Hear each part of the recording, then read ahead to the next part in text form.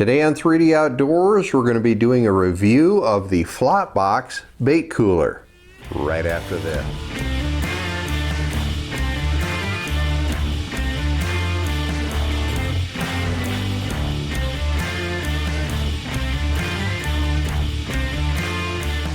All right, added this to the collection of bait storage and moving devices this year. In the past, I've used this little fray bill here. Has worked great for me. You hook an external aerator to it, run whatever kind of aerator you want on it. Just has always worked excellent. Has a little unit inside that you lift up and pull your minnows up and out with. Great unit. I will still use this. I use this in ice fishing in the winter, and I'll use it some when I'm fishing in the summer. But I've upgraded to this Flopbox, and let me tell you why. I'll get this out of the way here. This is a full 10-quart cooler, which I'm not sure what the fray bill is. It's probably close. But you see this is a lot bigger. This is built like your higher-end, really thick cooler. So this will keep your bait cool for a really long time. If I open this up and show you, you will see how thick the sides are on that. It's very, very durable, very, very thick, holds temperature very well. Also seen when I open the lid there, it's a single latch, opens up, got the ice pack in the lid. Now that's a plus and a minus because you can only use their specific Flopbox ice block up there. It'd be nice if there was a holder where you could slide in one of your more common ones, but how often are you gonna have to replace it? You can buy extras from them, but I haven't had to do that yet. Another nice thing is this screws off, and you can take this, put it in your freezer obviously and freeze it, but on the screw top there it has an attachment for the bait tray inside of it, so you can lift it up out of the water so that you're not getting your hands all submerged in there. You don't have to have a little scoop net along. You can lift that up as far as you want there, reach in, grab your bait. I would say these are probably bottle openers on here. Why everybody thinks they need to have a bottle opener on something, I don't know.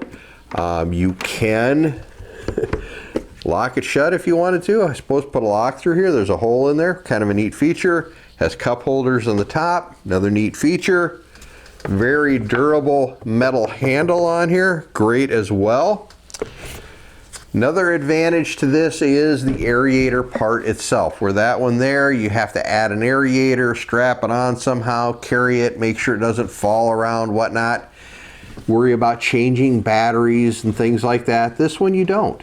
This has the aerator built right into the side, but you can take it off. Charges through USB-C, that's on the side there.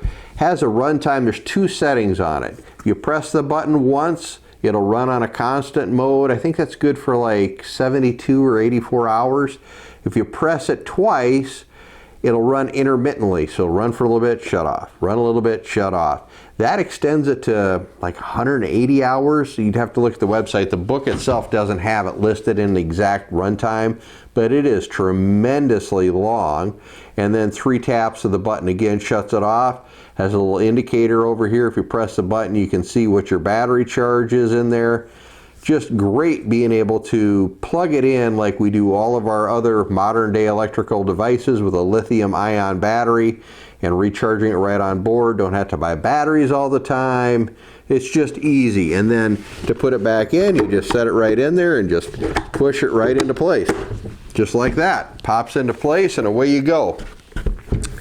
I like this one so much that I'm considering, they just came out with a 20-quart model, and when I go chub fishing and in the creeks around the areas and whatnot to get chubs for bait for walleye fishing, northern fishing, catfish fishing, I like to have something that I can hold a little bit more water in, and I've used converted coolers in the past. This would be a great option. This size one even, or the 20, which is going to be twice as big, but it's going to be really big. You wouldn't want that 20 taking up space in your boat if you were taking it along or in your vehicle. It'd just be a little too much. Plus, it's going to be heavy. I mean, this has got some heft to it already, where your little fray bill is just light as a feather. So that's another plus and minus. Since this is such a good insulation device, it does have some weight with it, and the 20 is going to be really heavy if I get that, but I think it'll work great for what I want to use it for. Would I recommend purchasing the flop box 10 or 20? The 20 I don't have yet, so I can't give you a recommendation on that. The 10, I would say if you're not worried about price. There's the Fraybill ones, and then there's another brand that has a metal housing on the outside of it. Really good cooler as well, with an aerator with it. I think you can get those for $75, $100, something like that. Can be a little bit expensive. This here, now I bought it on sale, so I don't remember exactly what I paid for it. It wasn't what I'm going to tell you for the price on this, but if you see this online, I think their going price is like $250.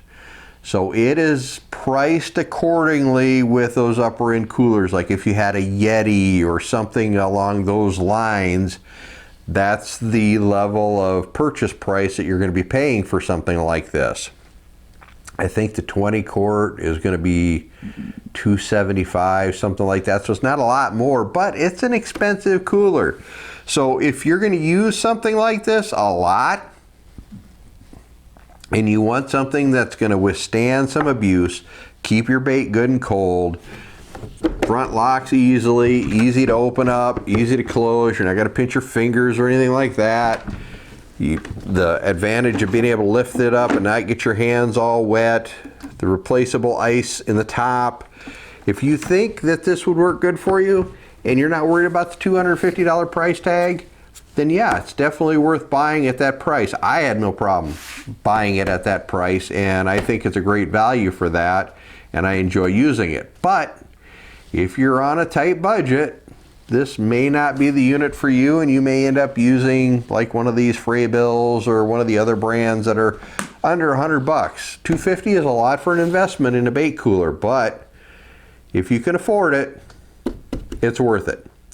So there you go. There's a quick overview and review of the flop box bait cooler. 2 thumbs up from 3D Outdoors. Really like it. Really enjoy using it. This is Dan with 3D Outdoors, reminding you to get into the outdoors and enjoy everything it has to offer. If you like this video, make sure to hit the subscribe button down below. And you can always follow us over at 3d-outdoors.com, which is our website where we pull everything together. See you next time.